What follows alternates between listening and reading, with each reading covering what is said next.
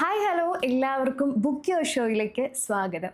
എനിക്ക് ഭയങ്കര ഇഷ്ടപ്പെട്ട ഒരു മന്താണ് ആക്ച്വലി ഈ ഡിസംബർ മാസം എന്ന് പറഞ്ഞിട്ടുണ്ടെങ്കിൽ. ഒരു ചെറിയ തണുപ്പ്, അതുപോലെ തന്നെ ഒരു ക്രിസ്മസിൻ്റെ സെലിബ്രേഷൻ. ഇപ്പം മിക്ക വീട്ടിലും തന്നെ ഇപ്പോൾ സ്റ്റാർസൊക്കെ തൂക്കിയിട്ട് കാണും. മൊത്തത്തിലൊരു ക്രിസ്മസ് വൈബാണ്.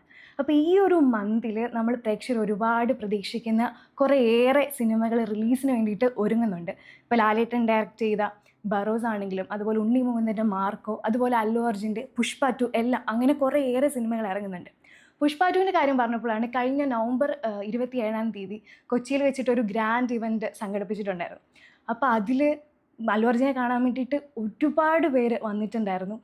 അപ്പോൾ ആക്ച്വലി ഞാൻ എൻ്റെ FTFS ബുക്ക് ചെയ്യാൻ വേണ്ടിയിട്ട് നോക്കിയപ്പോൾ അതിലാണെങ്കിൽ ലിമിറ്റഡ് ആയിട്ടുള്ള സീറ്റ്സ് മാത്രമേ ഉണ്ടായിരുന്നുള്ളൂ. ഇപ്പോൾ നമ്മുടെ മലയാളികളുടെ പ്രത്യേകത എന്താണെന്ന് വെച്ചിട്ടുണ്ടെങ്കിൽ നമ്മൾ തമിഴാണെങ്കിലും അതുപോലെ തെലുങ്ക്, കന്നഡ, ഹിന്ദി ഈ സിനിമകളെല്ലാം നമ്മൾ ആ ലാംഗ്വേജ് തന്നെ കാണുന്ന ആൾക്കാരാണ് നമ്മൾ. പക്ഷേ ഞാൻ പുഷ്പ 2 മലയാളമാണ് ബുക്ക് ചെയ്തിരിക്കുന്നത്. അതിൻ്റെ മെയിൻ കാരണം എന്ന് പറഞ്ഞിട്ടുണ്ടെങ്കിൽ ഞാൻ പണ്ട് തൊട്ട് അല്ലു അർജുനെ ജിസ് ജോയ് ഡബ് ചെയ്തിട്ടാണ് കേട്ടിട്ടുള്ളത്. അപ്പം ജിസ് ജോയുടെ ആ ഒരു വോയിസ് അല്ലു അർജുന് ഭയങ്കര ആപ്റ്റായിട്ട് അല്ലെങ്കിൽ മാച്ചായിട്ട് എനിക്ക് ഫീൽ ചെയ്തിട്ടുണ്ട്. സോ മലയാളത്തിൽ സംസാരിക്കുന്ന അല്ലു അർജുനെയാണ് എനിക്ക് കൂടുതൽ ഇഷ്ടം. അതുകൊണ്ട് ഞാൻ മലയാളം തന്നെയാണ് ബുക്ക് ചെയ്തിരിക്കുന്നത്. ഡിസംബർ 5-ാം തീയതിയാണ് പുഷ്പ 2 റിലീസ് ചെയ്യുന്നത്. ഇപ്പം രശ്മിക മന്ദാന, അതുപോലെ ഫഹദ് ഫാസിൽ തുടങ്ങിയ വൻ താരനിര തന്നെയാണ് ഇതിലുള്ളത്. അപ്പം മിസ്സാക്കാതെ എല്ലാവരും തിയേറ്ററിൽ പോയി തന്നെ കാണണം. പുഷ്പ ഒരു വൻ ഹിറ്റ് അടിച്ചിട്ടാണ് പോയത്. പുഷ്പ 2ഉം അതുപോലെ ഒരു വൻ വിജയമാവും തന്നെയാണ് ഞാൻ പ്രതീക്ഷിക്കുന്നത്.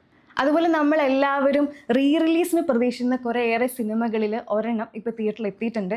ഷാജി കൈലാസ് മമ്മൂക്ക കോംബോയിൽ എത്തിയിട്ടുള്ള വല്യേട്ടനാണ്. ആക്ച്വലി ഞാനിതിൻ്റെ ഒരു റിലീസിൻ്റെ ട്രെയിലർ കണ്ടപ്പോൾ ശരിക്കും ഞെട്ടിപ്പോയി. കാരണം ഭയങ്കര എക്സൈറ്റഡ് ആയിരുന്നു. ഞാനിത് ഈ ഒരു വല്യേട്ടൻ എന്ന് പറഞ്ഞ മൂവി ആദ്യമായിട്ട് കാണുന്നത് കൈരളി TVയിലാണ്. അതിൻ്റെ പാട്ടാണെങ്കിലും അതിൽ ഡയലോഗ്സ് ആണെങ്കിലും അതിൻ്റെ ആക്ഷൻ സീക്വൻസ് ആണെങ്കിലും ഒരു രക്ഷയില്ലാത്ത കാര്യമാണ്. അതുപോലെ ഈ റിലീസിന് ഇറങ്ങുന്ന സിനിമകൾ കാണുമ്പോഴാണ് ഞാൻ റിയലൈസ് ചെയ്യുന്നത് നമ്മുടെ ഒത്തിരിയേറെ ലെജൻസ് അല്ലെങ്കിൽ ഒത്തിരി നല്ല കലാകാരന്മാരെ നമുക്ക് നഷ്ടപ്പെട്ടിട്ടുണ്ട്. അപ്പം ഷാജി കൈലാസിൻ്റെ ഒരു അടിപൊളി ഒരു മാജിക്കൽ മൂവി തന്നെയാണ് വല്യേട്ടൻ എന്ന് പറയുന്നത്. സിദ്ധാർത്ഥ് വിശ്വനാഥിൻ്റെ സംവിധാനത്തിലിറങ്ങിയ സ്വർഗവാസൽ എന്ന തമിഴ് മൂവിയും ഇപ്പോൾ തിയേറ്ററിൽ നിറഞ്ഞോടിക്കൊണ്ടിരിക്കുന്നുണ്ട്.